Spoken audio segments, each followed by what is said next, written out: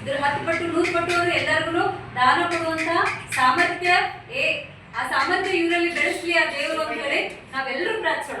So all the very best sir. ನಾವಿನ್ನೂ ಉನ್ನತ ಸ್ಥಾನಕ್ಕೆ ಹೋಗ್ಬೇಕು, ಏನ್ ಸಮಾಜದಲ್ಲಿ ದುಡಿಬೇಕಂತ ಬಡದಾಡ್ತಿದ್ದೀರಿ, ಏನ್ ಪ್ರೊಟೆಸ್ಟ್ ಮಾಡ್ಬೇಕಂತ ರೈತರ ಪರವಾಗಿದಾರಲ್ಲ, ರೈತರಿದ್ರೆ ನಾವು ಎಲ್ಲರೂ ರೈತರು ಭೂಮಿ ಮಾರಿ ಪ್ಲಾಟ್ ಮಾಡಿ ಶ್ರೀಮಂತರಾಗಿ ಎಲ್ಲರೂ ಬಂದು ಸಿಟಿ ಒಳಗೆ ಮನೆ ಕಟ್ಕೊಂಡ್ ಬಿಟ್ರ ತಿನ್ನೋದೇ ನಾವು. ಆಮೇಲೆ ಜೋಳ ಗೋಧಿ ಅಕ್ಕಿ ಯಾರು ಬೆಳ್ಕೊಡ್ಬೇಕು? ನಾವು ದುಡ್ಡಂತೂ ತಿನ್ನಕ್ ಆಗೋದಿಲ್ಲ. ಎಲ್ಲ ರೈತರು ಬಿಟ್ಟು ನಾವು ಇಂಜಿನಿಯರ್ ಸಾಫ್ಟ್ವೇರ್ ಇಂಜಿನಿಯರ್ ಆಗ್ತೀವಿ ಅಂತ ಬೆಂಗಳೂರಿಗೆ ಹೋಗ್ಬಿಟ್ರೆ ಫಲಗಳೇ ಇಲ್ಲ ಅಂದ್ರೆ ತಿನ್ನುವುದು ಎಲ್ಲಿಂದ? ಆಫೀಸ್ ಕಂಪ್ಯೂಟರ್ ಸಿಗ್ತದೆ ನಮ್ಗೆ ಏನಾದ್ರು ಫುಡ್ ಇಲ್ಲಲ್ಲ. ಅಂತ ನಮ್ಮ ಭೂಮಿ ಏನಿದೆಲ್ಲ ಈ ಮಣ್ಣಿನ ಮಗ ಅಂತ ನಾವೆಲ್ಲ ಏನು ರೈತರಿಗೆ ಅಂತೀವಿ, ಅಥವಾ ನಮ್ಮ ದೇಶದ ಬೆನ್ನೆಲುಬು ಅಂತೀವಿ, ನಮ್ಮ ದೇಶದ ಆರ್ಥಿಕತೆ ಒಳಗೆ ಗ್ರೋತ್ ಇರದೆ ರೈತರಿನ ಏನು ಭೂಮಿನ ಅಂತ ಹೇಳ್ತೀವಿ, ಆ ರೈತರ ಪರವಾಗಿ ನಿಲ್ಬೇಕನ್ನೋ ಆಲೋಚನೆ ಇದ್ದವರು ಇಷ್ಟು ಸಣ್ಣ ವಯಸ್ಸಿನಲ್ಲೇ ಈ ಥರದ ಒಳ್ಳೆ ವಿಚಾರಗಳನ್ನ ಇಡೀ ಫ್ಯಾಮಿಲಿನೂ ಕರ್ಕೊಂಡು ಬಂದಿದ್ದಾರಂದ್ರೆ ಅವರೆಲ್ಲರೂ ಒಂದೇ ಮನಸ್ಥಿತಿ ಅವ್ರಿಗೆ.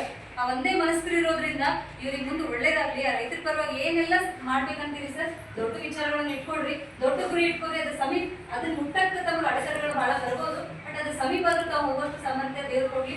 ನಿಮ್ಮ ಆಸೆಗಳು ಎಲ್ಲವೂ ಇಳಿಯಲಿ ಅಂತ ನಮ್ಮ ಶಿಕ್ಷಕರ ಪರವಾಗಿ, ಮಕ್ಕಳ ಪರವಾಗಿ, ಶಾಲೆಯಿಂದ ಎಚ್ಎಂ ಅವರ ಪರವಾಗಿ ತಮಗೆ ತುಂಬ ಧನ್ಯವಾದಗಳು ಸರ್. ಹಾಗೆ ಹ್ಯಾಪಿ ಬರ್ಡೇ. ತುಂಬಾ ಲಾಂಗ್